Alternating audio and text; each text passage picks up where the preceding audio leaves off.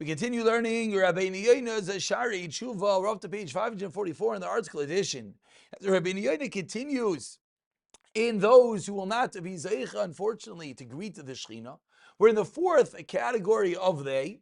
And who is this? These are those that speak Lashon Hara. And yesterday, in the previous year, we learned that those who speak Lashon Hara are considered one who is kaifer, be'ikr, due to the fact that you're not gaining anything. You're not having any benefit, even worse than one who steals because he needs the money. One who's mizaneh because he wants the pleasure. But Lashon Hara, speaking negatively, destroying someone with your tongue, what are you gaining? Says Rabeinu Yona, worse than all of those. Vashenis, and secondly, says Rabeinu Yona, you know why he who speaks Lashon Hara is considered like he who denies Hashem? Because he says in his heart, he thinks my lips are at my disposal. There's no act, there's no effort just to talk. And he's the one that rules over his tongue. Doesn't make a difference what the Torah says. He decides in his mind, he doesn't have to care about what comes out of his mouth, and he can say whatever he wants. And that only the rest of his body, okay, I can't use my hands to do Aveira, I can't use my legs to do Aveira, I can't use other parts of my body, but my mouth, my tongue, my speech, I can do what I want. As David HaMelech teaches us in Tehillim, they say our tongue will prevail, our lips are with us, who rules over us? And such an attitude. But they don't say, where's God?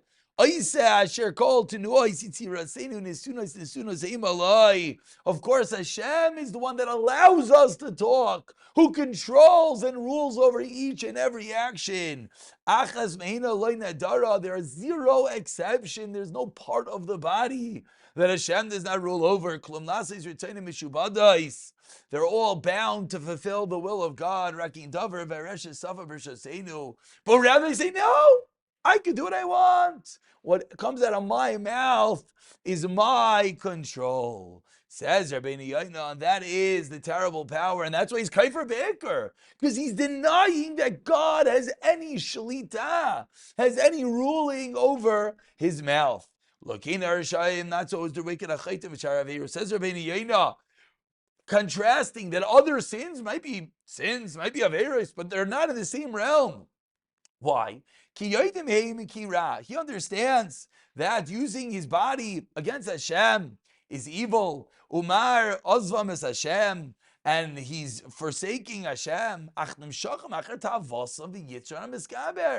are taivas, there are desires. So there's the loss, and there's things he wants to do. So that pulls him in, and he feels bad. He succumbs, he falls. He feels bad about it. But the tongue, not at all. V'amar Rabbeinu teaches the Chachamim, Shakul Lashon Hara Keneged Shalosh Aveiros. Rachman al-Litzlan, Lashon Hara is equivalent to the three cardinal sins. Ve'elohein, Avadazar G'darash Chustamim.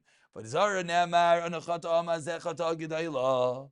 B'Gilerais Ne'amar, V'chesara G'dayla Zois. V'Shechtam Ne'amar, Gadlavani Minisai.